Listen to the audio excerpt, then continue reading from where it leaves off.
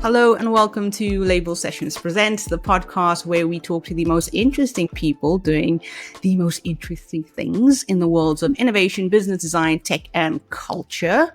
I'm Fuzlin Esau. Today we're joined by two brand new label mates who are joining the roster, as well as Josh Nixon from the Label Sessions team. So let's say a quick hello to Ed Mehmed. Ed is a commercial and futures strategist who helps large businesses surface value hidden in plain sight, and then are able to build real ventures from that. Also, welcome to Ed Parham.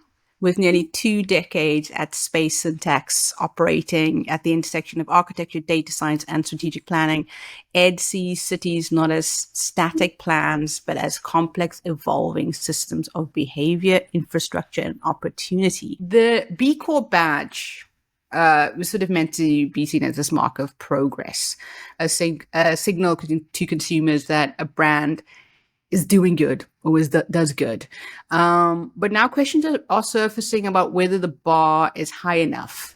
As some major players skate through certification, the credibility and future of the standard is under pressure. Is B Corp still a meaningful badge for ethical businesses, or is it time to rethink how we recognize truly responsible brands? Ed Mehmed, I think this is sort of right up your alley. It's interesting. I think I've done work in coffee before, had coffee clients, and we saw something similar with so the Rainforest Alliance. That was a badge, again, meant to be a certifier and a hallmark. And then for various reasons, like some of the big brands kind of dropped that, right? Because either they couldn't credibly say that they knew that no forest was, deforested in favor of, plantations and things like that. So I think people are worried about getting called out, is probably a thing. But the other bit is, like, with the B Corp in itself, there's still less than 10,000 firms that are B Corp certified of all the firms in the world. So it's still tiny, right? And its job for me is about setting standards and trying to create what I would call a rising tide of standards. And I guess the hope over time would be that everybody's a B Corp, so therefore it doesn't mean anything, right? So with these changing standards, you want to sort of build in that level of redundancy. So I don't know. I think it's too early to say if it's only 10,000, less than 10,000 firms, so that's already now under pressure. It feels to me like it's the sort of pressure that comes in from the same awful, thing in America with the rollback of the DE&I. It feels like one of those type of things. And you just like, this is dumb. Why would anyone want to knock this off and encourage a rising tide?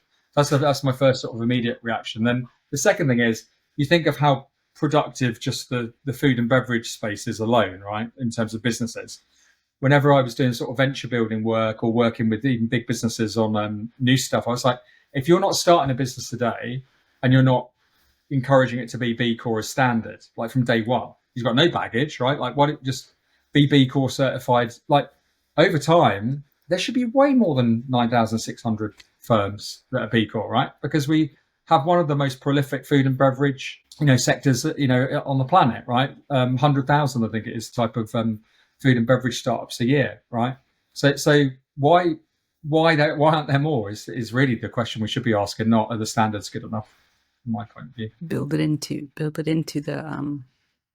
the plan.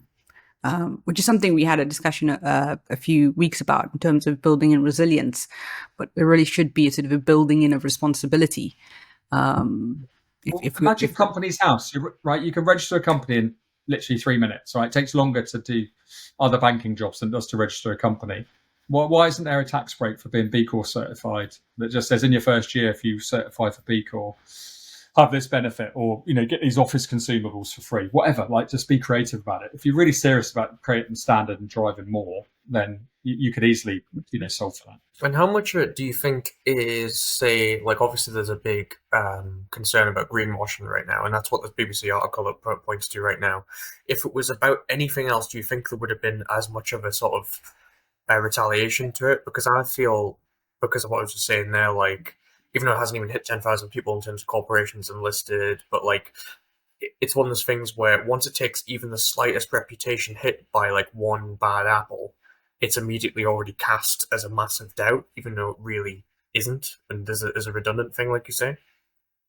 I think it's journalism though going after, again, sort of Jaguar Land Rover in the press last week before about, what go woke or die, right? Like I think there's just an anti-woke sentiment, right? And again, I don't like using the word. I don't really use it. I'm using it to quote.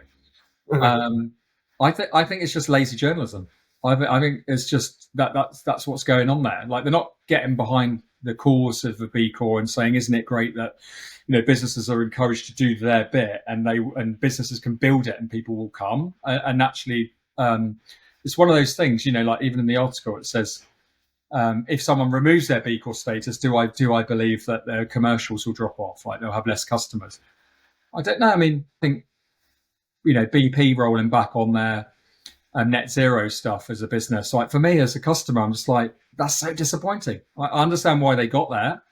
I understand the shareholder pressure and some of the other decisions and maybe not having the corporate patience to ride it out or it hurting.